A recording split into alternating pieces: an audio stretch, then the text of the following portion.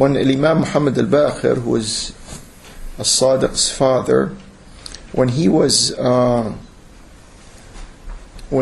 giving his presenting his ideas, explaining the Quran, the Hadith, and other issues there, Abu Hanifa came to him. Abu Hanifa obviously was living in Iraq, so he went to Al-Madinah, and then when he was in Al-Madinah, he said, I'm going to go and see Imam Al-Baqir. So there's this little exchange. Before I get into that, Abu Hanifa at the time had the reputation of being a very opinionated person. The word was out that, just like many Islamic scholars, their reputation is not exactly themselves. So Abu Hanifa had this reputation that this person is very liberal in formulating his own opinion without being very much concerned with finding the hadith or the context for that opinion. Obviously, when this word was out and Imam al-Baqir had never met him before, was not familiar with him, and people saying what they did say, and now Abu Hanifa was there, he was with him, so there was this little encounter that occurred between them. And here's how it goes. Imam al-Baqir asks Abu Hanifa, the word is out that you have, how do you put this in English? You have, you're almost fast and loose with the religion, so to speak, deen of my grandfather. And he said, well, I don't see it that way. And he said, let me explain. Abu Hanifa is telling Imam al-Baqir, let me explain. Said, okay. So he asks him, Abu Hanifa is asking Imam al-Baqir, who is more vulnerable, or who is weaker, a man or a woman?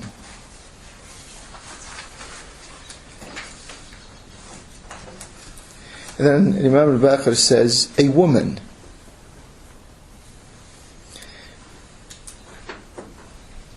And then Abu Hanifa asks him, so what is the share of a woman? A share here is in reference to inheritance. And you know, the inheritance law, لِلذَّكَرِ مِثْلُ حَظِّ الْأُنْثَيَيْنِ.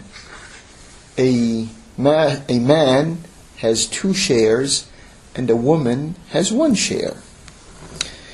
So Imam al-Baqir says, a man has 2 shares, لِلرَّجُلِ سَهْمَانِ وَلِلْمَرْأَةِ سَهْمٌ, which is exactly how I explained it.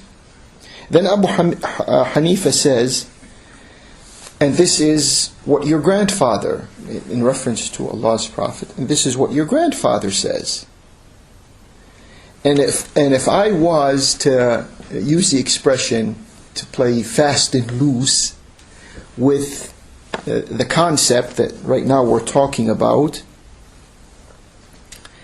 it would have been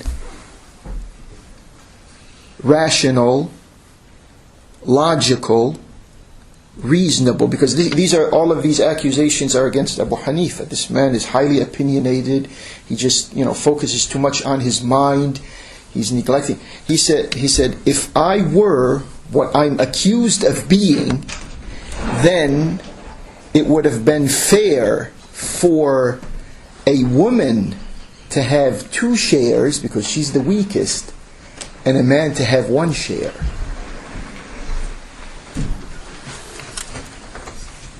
And then Abu Hanifa also asks Imam al-Baqir, which is more preferable, as-salah or as-sawm? أيهما أفضل الصلاة أو الصوم؟ And the Imam Baqir says, as-salah.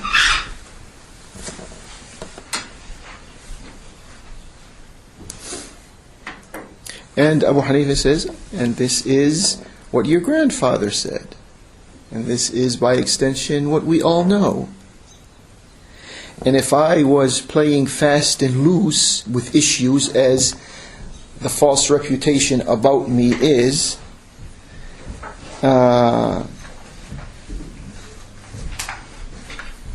it would have this would have dictated that a woman, once she is out of her menstrual period, that she should make up for the salah. Because all of us agree salah is better than a sawm, right? But a woman makes up for a sawm doesn't make up for a salah. And then the third question that Abu Hanifa asks Imam al-Baqir to try to bring home the issue that he's not what he's accused of being, says, which has more of a najasa to it? We all know what najasa means, right? Which is more of a najasa, urine or semen?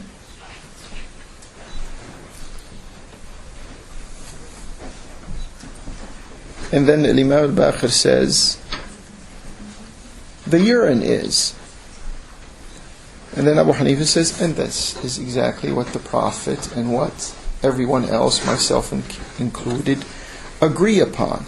But if I was the opinionated person that they claim, whoever, is spreading these types of words or impressions about me, if I was that type, I would have, my opinion, my fiqhi opinion would have been, then every time you urinate, you take a full ghusl. But every time you